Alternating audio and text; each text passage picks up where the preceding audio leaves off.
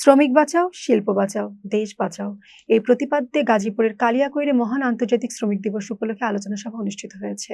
শুক্রবার বিকেলে উপজেলার শফিপুর এলাকার little flower Islamic school and academic প্রাঙ্গণে স্বাধীন বাংলা গার্মেন্টস শ্রমিক কর্মচারী ফেডারেশনের উদ্যোগে এই সভার আয়োজন করা হয়। কালিয়াকৈর উপজেলা শাখার সাধারণ সম্পাদক রফিন দেওয়ানের সঞ্চালনায় প্রধান আলোচক ছিলেন খাজা বদরুদ্দোজা মডার্ন হাসপাতালের চেয়ারম্যান ডক্টর বখতিয়ার। এ সময় উপস্থিত ছিলেন কালিয়াকৈর প্রেস ক্লাবের সভাপতি সাংবাদিক আব্দুল আলিম, মৌচাক ইউনিয়নের চেয়ারম্যান পদপ্রার্থী হারুনুর রশিদ, ফেডারেশনের সাবেক সহ সভাপতি আনিসুর রহমান ও প্যানেল চেয়ারম্যান দেলোয়ার হোসেন সহ স্থানীয় নেতৃবৃন্দ। বক্তারা বলেন, শ্রমিকের ন্যায্য মজুরি, নিরাপদ কর্মপরিবেশ ও সামাজিক অধিকার নিশ্চিত না হলে শিল্প খাত কখনোই টেকসই হবে না। শ্রমিকের স্বার্থ সুরক্ষিত হলেই শিল্প রক্ষা পাবে এবং এগিয়ে যাবে দেশ। বিভিন্ন গার্মেন্টস শ্রমিকের স্থানীয় নেতৃবৃন্দের স্বতঃস্ফূর্ত অংশগ্রহণে পুরো আয়োজন প্রাণবন্ত হয়ে ওঠে।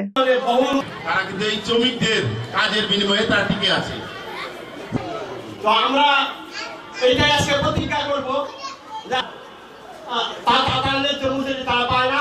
আমরা আমাদের هديتنا وهب لنا من لدنك رحمة কালিয়াকৈর উপজেলার যেটাকে আমরা বলি রব্বুল আলামিন। যে সমস্ত বক্তারা বক্তৃতা হতেও পারে, নাও হতে পারে, রব্বুল আলামিন আমাদের মরণের আশা ইনশাআল্লাহ আশা করি আপনারা কিছুটা হলে শেষ করছি। আসসালামু আলাইকুম। এখন বক্তব্য রাখবেন আমাদের আমারই পরিচালনা করার কথা, যেহেতু আমাদের মেম্বারশিপ পরিচালনা আমার পিতৃ সমতুল্য জনাব আনিসুর রহমান করে, যেভাবে পরিশ্রম করে, আমরা যদি রফিক দেওয়ানকে আরেক حتى إذا جاءوه وأورثنا الأرض لا إله إلا عليكم تبتم।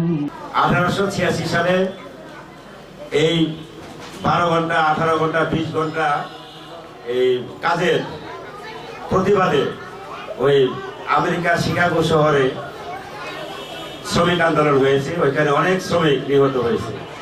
ওই শ্রমিক নিহত হওয়ার কারণে সারা বিশ্ব একসময় ছড়িয়ে পড়ে, বিশাল আন্দোলন হয়। আর ওই আন্দোলনে এবং আমাদের শ্রমিক ভাই বোনদের আত্মত্যাগে আজকে এই শ্রমিক দিবস আমরা পালন করি সারা বিশ্বব্যাপী।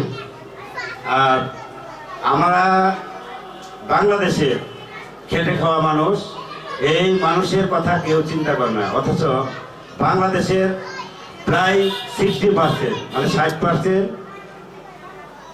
অর্থনৈতিক যোগান দেয় এই গার্মেন্টস সেক্টর বা বিভিন্ন শ্রমিকরা।